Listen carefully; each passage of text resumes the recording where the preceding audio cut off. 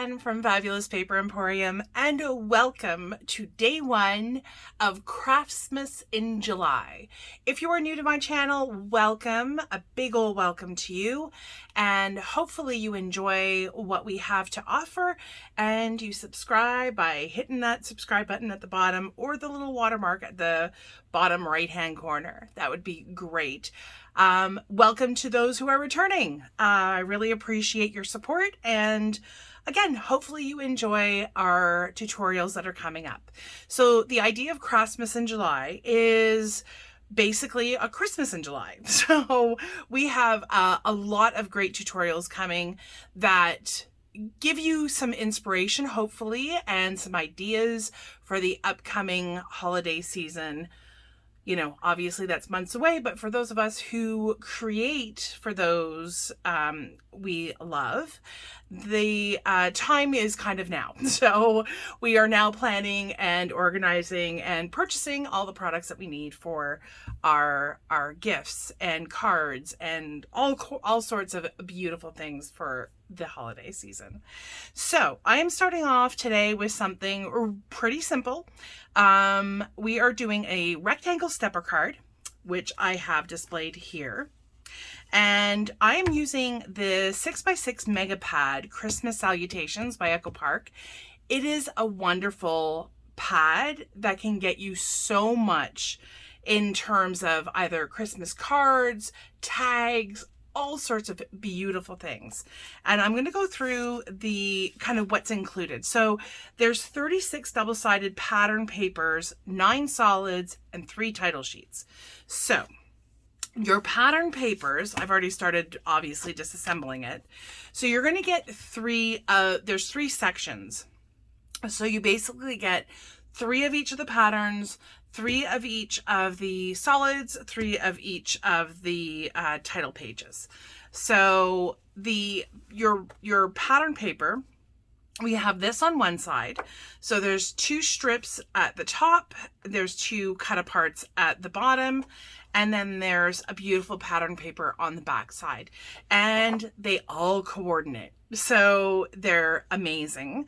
So you've got a bunch of different ones, and you'll see I'm using some of the cut aparts, whether they're from these pages or another page, because there is a page with just 4 cut aparts. So, and those are, do I have a sheet? Yes, I do. This is like one of the cut apart sheets. So there's those. This is the title page. So there's a bunch of little sentiments on here, to and from, so you can use that for some tags, that kind of thing, which we also will be doing in our Craftsmas series. And then these are the beautiful solids. So there'll be one color on one side and another coordinating color on the other side. Of course, all of these coordinate beautifully with the pattern paper inside. So what I have done then today is I've taken one of these sheets. So what I did basically, because you get 3 of each, I took one and cut these pieces apart. So I'm obviously going to have 2 cut aparts with 2 strips. And then what I did was I am using, well, I'm obviously not using this one, but I took a second sheet and used this for the background. So basically what I'm trying to say is this was part of the cut apart, so was this. And then on the other side, I used this for the larger piece. So I basically am using 2 of the 6x6 sheets, but of course that has leftovers. So you can definitely make some more cards, some tags, use it for scrapbooking, another gift, a mini album, whatever your heart desires. So today we're going to be working on our rectangle stepper card, and I've already cut apart the pieces. So I'm going to go through the sizes with you. I'm using one of the ho ho ho tag, and see, so that is the back side. So I cut apart this paper, right? So I got the 2 cut aparts of 2 strips. This was one of the, no, this was one of the strips. I just decided to use the back side, and I pulled another piece, right? So this is the other piece, and I just used it for the larger piece. So that's kind of what I'm trying to get at. All right, so the pieces that we are needing for today, as far as our base is concerned, we have 3 pieces that we're needing. This one is 4 1/4 by 11. We'll be scoring this later. We have a piece that is 4 1/4 by 5 1/2. And then we have a smaller piece that is 3 1/8 by 4 1/8. And then for the designer paper, we have a piece that is 4 by 5 1/4. We have one of our cut aparts, and this measured 3 by 3 7/8. No, actually, I don't even think it was 3. Sorry. I think it's 2 7/8 by 3 7/8, which is why the layer is 3 1/8 by 4 1/8. All right. We have a little piece here that is cut 4 by 3/4 inch. And then this part we will be cutting, I forgot to cut it, I just realized it. So for this piece, I didn't do it on my original card. And then I realized with some of the leftovers that I had, I could have totally filled in these sides. So it's personal preference. I mean, it does look beautiful the way it is, but if you did want to fill this in with the same pattern paper that you have on the front little panel and on the back panel, you will have certainly enough cardstock to do that. You just need to, now I kind of cheated a little bit on another of my samples, and all I did was I used a piece that was a 1/2 inch by 1 1/4, and that fills in this spot. You don't need a strip that goes all the way across because all this paper back here is not going to be seen. So paper saving tip of the day. So I'm going to go ahead and cut this really fast, and because it's kind of non-directional, even though I don't have the height that is going to be 1 1/4, I can spin it around like this because the width here is, I believe, 1 inch. Yeah, so it's 1 inch. So I'm going to cut it like this. Let me get my little paper trimmer out. So all I'm going to do is I'm going to go to 1 1/4 and just cut that. Go to 1 1/4 and cut that. So now I have 2 little pieces that I can use on my second layer. So these ones I just didn't bother trimming. I could have trimmed it in half, but I wanted 2 pieces that are relatively similar. So these pieces are 1 by 1 1/4. You can get away with a 1/2 inch by 1 1/4 if you need to. So just something to remember. And then this last piece is the white piece. The white piece will go on the back side, and as I didn't want to waste, I used some of the decorative paper, so you could absolutely do that. This piece is 4 inches by 2 3/4. Okay, so I'm going to get out my scoreboard. Bear with me just a second. Remove my score mat. Move all this over to the side. So we're going to get our base piece out. So with the 11 inches across the top, we are going to be scoring this at 3 inches, at 6 inches, at 7.5, at 9, and at 10. And we are done for the scoring.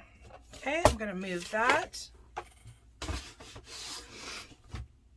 Okay, so this piece is going to be your back piece. So we're going to fold that down, and we are going to get out our bone folder, burnish that. Okay, so we end up with something like this.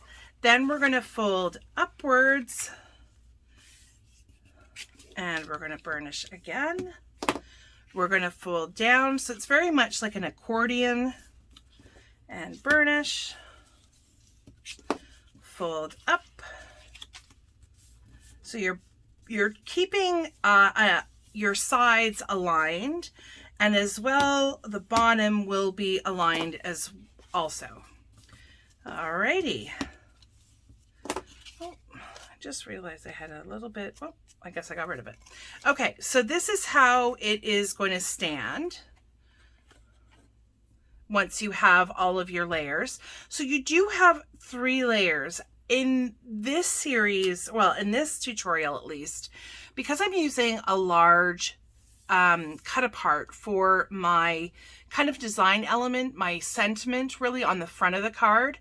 I didn't feel the need to add anything down below. Now you could certainly stamp a sentiment, a further sentiment if you wanted to, or image, but I feel like my message is going on the back. The cards are, or the cut aparts are really beautiful, that I would just have that as my main focal point for my front. But I'm going to change that up in tutorial number 2. So be sure that you have hit that bell for the notifications, because you'll have the notification the next time, which will be in the coming days. For the next little while, I'll be coming out with more tutorials, because it's going to be like 10 days. So we're starting on the 15th and we'll go right through to July 25th, which is, you know, Craftsmas morning. Okay, so now that we have our base all cut out, it just is as simple as layering up the pieces that we have. So I'm going to grab my largest black piece and my largest designer paper. Before I go ahead and layer this up, the one thing I have not yet done is just quickly inked my edges. I'm using the Distress Oxide Vintage Photo, which is my go-to, really is my go-to. I have started experimenting with some of the other colorways. Hickory Smoke is another one of my favorite. It's a lovely gray, so I use that one quite a bit. But Vintage Photo is still, it's always at the ready. So in cases like this where I may have forgotten to do my inking, it's always got a sponge and the little applicator ready to go. Okay, and as you can see, it really doesn't take very long to ink the edges. You don't necessarily need to see it. It gets rid of that white and does give a bit of definition, so it just is beautiful. Okay, so we're going to layer up our second, or the smallest of the 2 black pieces, with our sentiment, our cut apart rather. And then the last thing to do is apply our piece at the bottom. But first, okay, so the piece that is 4 by 3/4 goes on the very front like that. Our second piece will go here, but first we want to make sure that we apply our 2 little pieces that we've cut. A little bit of glue on the back. I think I'm going to put the, oh no, I can't put them like that. I'm going to put it with the red on the outside. And since I've given myself quite a bit of space, like this extends past like where the cut apart layer is starting. So you really do not have to worry about, you know, exact precision placement. Just want to make sure that you are doing your best to give yourself the same amount of border around 3 of those sides.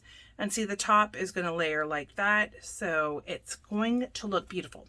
Now, so for the next 2 layers, we obviously don't want to glue all the way to the back. You only want to stay up about 1.25 inches or so. If you are uncertain and really would like to give yourself a mark, I would go flip your card back to the back, and then you could make yourself a little notation on either side. That gives you, you know, an area to stay within, like that. You can absolutely use double-sided tape for this. You do want to make sure that you're keeping your card.